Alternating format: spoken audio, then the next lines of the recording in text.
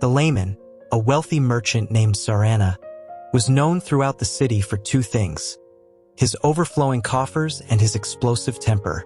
He fed the poor, yet his own servants trembled when he walked by. He donated to the monastery, yet his face was perpetually tight with suppressed fury. His anger was, he felt, his most loyal companion. It was his fire, his drive, his protector. He believed it belonged to him, and he kept it close.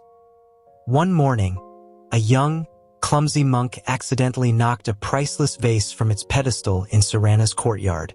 The vase shattered into 100 pieces.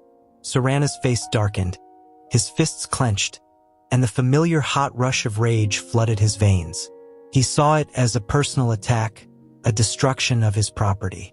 Just as the first venomous words were about to spew forth, the monk, who had remained surprisingly calm, held up a gentle hand.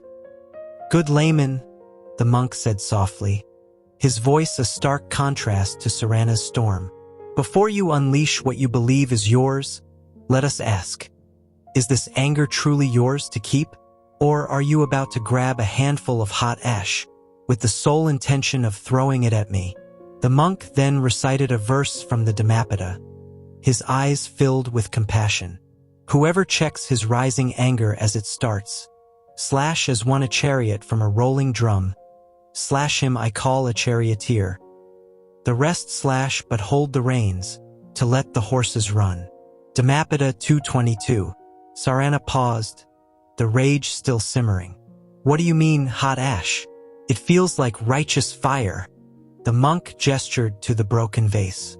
"You are angry because you have lost something you valued. But consider this, by holding on to that anger, what will you gain?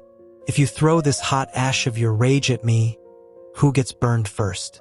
Your hand, which holds it, will be scorched before a single cinder reaches me." He continued, quoting another verse, "He who holds back his dawning anger slash as it rises, like a chariot from a steep road, slash him I call a charioteer. Other people slash are but rein holders, not controlling the course." Dhammapada 2:22. "Other people," the monk explained, "believe they are in control, but their anger is the wild horse, dragging them where it will. They end up with burnt hands and a wrecked chariot. A true charioteer knows that holding the ash is pointless. He simply lets it fall." Sarana stared at the monk, then at his own clenched fist. He realized he was gripping the ash so tightly it was hurting his own palm. The monk was inviting him to simply open his hand. He thought of all the arguments won with his fiery tongue, and all the peace lost. He thought of the servants who avoided him, the friends who had drifted away. The ash of his past anger had left his own life covered in a gray, cold film. Slowly, consciously, Sarana unclenched his fist. He took a deep breath. The fire was still there, but he wasn't feeding it. He wasn't gripping it.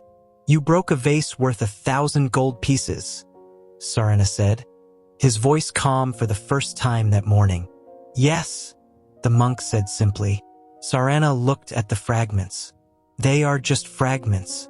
The anger I nearly threw at you, that would have broken far more valuable things. Thank you, friend, for showing me that what I thought was my strength was only a burden." The monk smiled. "You haven't lost anything today, Sarana. You have only opened your hand." From that day, Sarana began the practice of mindfulness.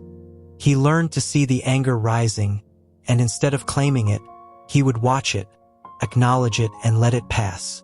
He learned that anger is not a treasure to be kept, but a fever to be cooled. And in letting it go, he found a wealth far greater than gold, the priceless peace of a mind at ease.